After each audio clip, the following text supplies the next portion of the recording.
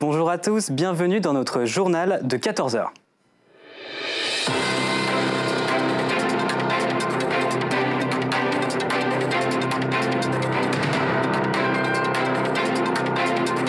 Le masque obligatoire de retour dans les transports. François Braun, ministre de la Santé, appuie qu'il faut porter le masque dans la vie de tous les jours. Nous sommes allés voir les Dijonnais dans le tramway pour voir s'ils sont prêts à reporter celui-ci. Les maraudes continuent à Dijon à quelques semaines de l'hiver. Une des distributions quotidiennes s'est déroulée ce lundi avec la Croix-Rouge. Le président de l'association a répondu à nos questions. Enfin, nous continuons avec les Alpines A110 sur le circuit de Dijon-Prenois. Une formation de conduite à haute vitesse a été mise en place, une démarche qui servira aux gendarmes pour les grands excès de vitesse. Les Dijonnais vont-ils remettre le masque dans les transports? C'est la décision qui plane au-dessus des Français. Nous sommes allés rencontrer les usagers du tramway à Dijon. Un reportage d'Andreas Prisbilla, Débona Bellé et Tanguy Lemoyle. Covid, grippe, bronchiolite, 3 épidémies nous menacent. Dans les transports en commun, les gestes barrières et le port du masque ne sont plus respectés pour l'instant. Nous avons demandé ce qu'en pensent les usagers à Dijon. Moi, je trouve que c'est une bonne chose, du moment que ça nous protège contre la maladie. Quand ça concerne notre santé, je pense que la santé, elle est vraiment prioritaire. Se reprotéger à nouveau, en plus avec les fêtes de Noël, on est tous ensemble.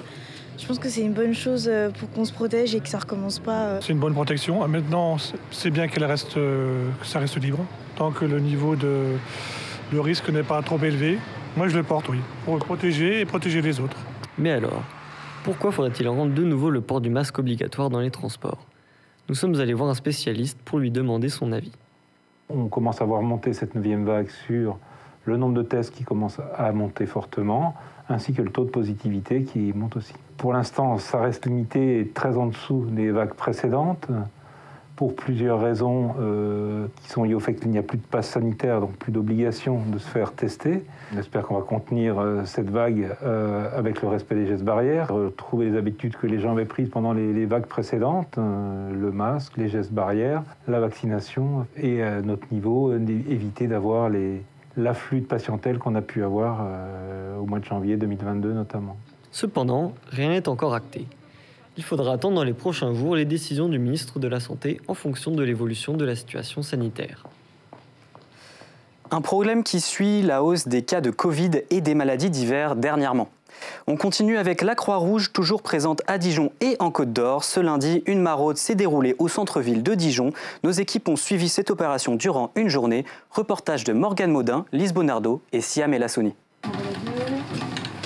Il est 20h15 à la Croix-Rouge de Quetigny où 3 bénévoles s'activent à préparer les boissons chaudes et les sandwichs pour la maraude de ce soir.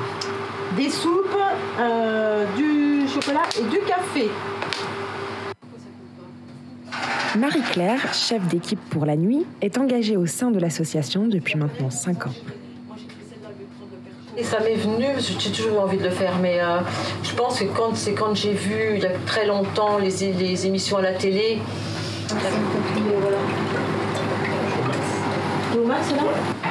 Il est 20h40. En avant, Guingamp. Direction le centre-ville de Dijon. Durant le trajet, Marie-Claire a été contactée par le 115 qui l'a avertie de la présence de 2 potentiels bénéficiaires place d'Arcy. On vient voir si on voit ces 2 personnes pour leur apporter une boisson chaude, savoir comment ils vont, etc. Mais pour l'instant, on ne les voit pas. Alors que le thermomètre affiche 0 degré, Marie-Claire ne retrouvera pas ces 2 personnes. Tout comme un autre habitué, parti peu avant leur arrivée. Pierre, c'est la Croix-Rouge! L'équipe se rend désormais à la gare où une dizaine de bénéficiaires les attendent, comme Raoul. Je viens de Portugal. Je vais voir ma fille en Allemagne et je reste là-bas. C'est la première fois que Raoul bénéficie des services de la Croix-Rouge. Heureusement qu'il y en a ça. Un petit peu pour les gens qui sont dans la route. L'équipe continue sa tournée jusqu'à tard dans la nuit, dans les rues désertes de la capitale des Ducs. Je sais pas comment on dit, la Croix-Rouge. Il est minuit. La maraude se termine pour nos bénévoles, mais la nuit est loin d'être finie. Retour au local où il faut désormais nettoyer le matériel et les tenues utilisées. C'est pas fini. Marie-Claire, attachée à ses bénéficiaires, ne se voit pas arrêter. C'est un truc qui me manquera parce qu'en fait, moi je les aime bien. Ça va, je suis costaud, hein. Alors, c'est tout bon, là? Contrairement à d'autres associations, le président de la Croix-Rouge de Côte d'Or, Christophe Talmé, n'observe pas de pénurie de bénévoles, mais davantage un problème de fidélisation. Il nous explique. On a un turnover important puisque l'activité bénévole, c'est très prenant. Mais si les gens viennent faire du bénévolat, c'est parce qu'ils ont un besoin de donner, mais de recevoir. Et la reconnaissance est important. C'est frustrant pour les bénévoles parce que le monde extérieur non associatif nous utilise quand ils n'ont pas d'autres moyens que de nous utiliser. Et du coup, il n'y a pas cette reconnaissance. Donc ça, c'est une valeur qui doit être développée au niveau de l'État. C'est-à-dire que la reconnaissance du bénévolat, ça doit être un vrai statut. À noter que pour devenir bénévole de la Croix-Rouge, vous pouvez vous renseigner en allant sur leur site internet.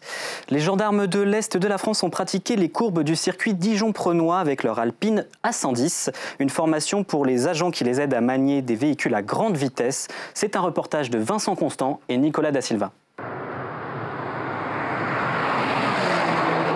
100 km/h en 4 secondes 5. Un moteur de 252 chevaux pour une vitesse de pointe de plus de 250. La nouvelle Alpine A110 rejoint les rangs de la gendarmerie bourguignonne. Et quoi de mieux qu'un circuit pour repousser les limites du bolide et de son conducteur. On a vérifié que tout se passe bien, donc on fait plus attention. On peut peut-être reprendre des mauvais réflexes qu'il faut absolument éviter. Et ces journées-là sont faites pour ça, pour nous remontrer, regarde là, c'est pas bon ta trajectoire, regarde ton freinage n'est pas assez agressif. Les gendarmes sont accompagnés d'un formateur réserviste lors de cette session d'entraînement pour prendre leur marque sur un circuit. Au-delà de la particularité du véhicule, ça demande à travailler ses réflexes, à travailler sa projection de regard, son freinage, position à l'intérieur du véhicule, etc. Donc c'est sans cesse qu'il faut savoir répéter. Si l'Alpine est à l'aise dans le virage en S des Sablières, c'est bien sur les routes de la région qu'elle circulera, avec un but très précis. C'est une mission d'interception sur des véhicules qui rouleraient à haute vitesse sur les autoroutes.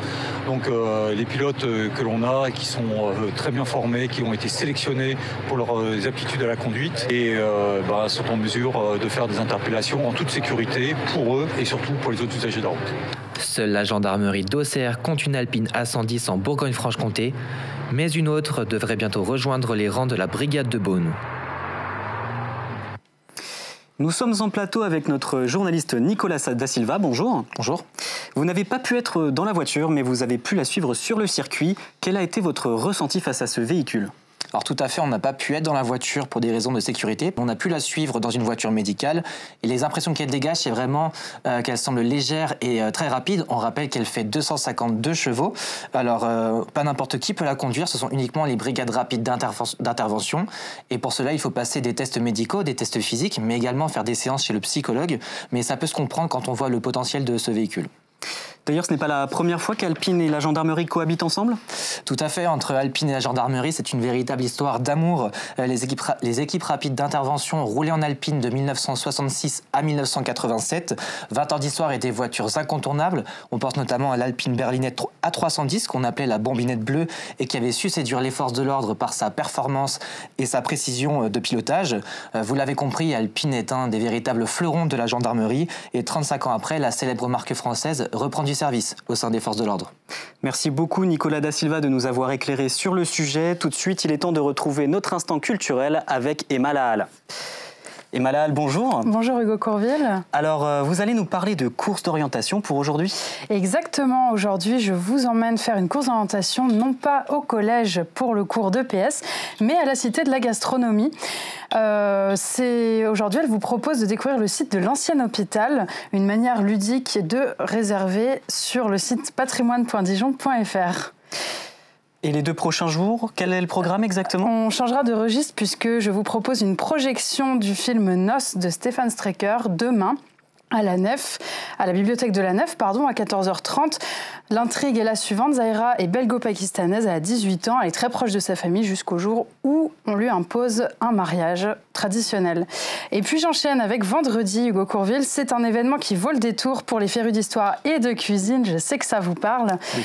Il s'agit d'une table ronde autour du roman graphique À la recherche de Jeanne. À travers ce livre de recettes, Zazie Tavitian mène un travail d'enquête pour découvrir et raconter une histoire familiale, mais aussi une histoire de filiation. Et cet événement est à découvrir au cinéma Pathé à 17h vendredi. Enfin, on termine avec ce week-end. Tout à fait. Qui dit samedi soir dit dance floor. Alors je vous emmène à l'incontournable Boom Love Boat à la Péniche Cancale à Dijon. Amateurs et amatrices de cumbia, d'afro, de reggae, mais encore de gypsy, foncez vous déhancher sur le dance floor de la Péniche Cancale ce samedi. Et puis dimanche, pour calmer le jeu, je vous emmène à l'univers photographique de Adnan Hakoun. Cet artiste a capturé des clichés épurés authentiques réalisés à Chefchaouen et sa province, au nord du Maroc. C'est à découvrir au Cèdre à Chenauve dimanche. Merci beaucoup Emma Lahal de nous avoir partagé votre agenda culturel. Nous terminons désormais avec du football et les paris sportifs, une problématique qui pèse sur le portefeuille de nombreuses personnes.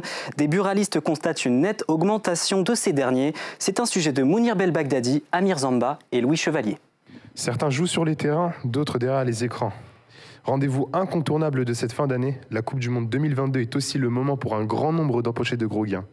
Paris du cœur ou analyse technique, chaque but vaut alors véritablement de l'or. Alors on a certaines personnes qui n'arrivent pas à s'arrêter.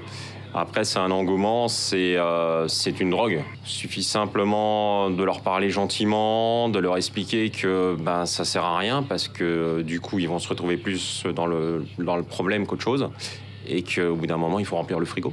Et le frigo est plus important que le reste. Malgré les doutes et les critiques qu'elle a pu susciter ces derniers mois, la compétition bat des records cette année, autant dans le visionnage que les paris. Un pronostic encore très difficile à estimer, plus de 600 millions d'euros auraient déjà été joués depuis le début du mondial. Au début, ça se passait bien. J'ai dû commencer avec 10 euros. Franchement, c'était assez bien. J'ai fait un bénéfice jusqu'à 80.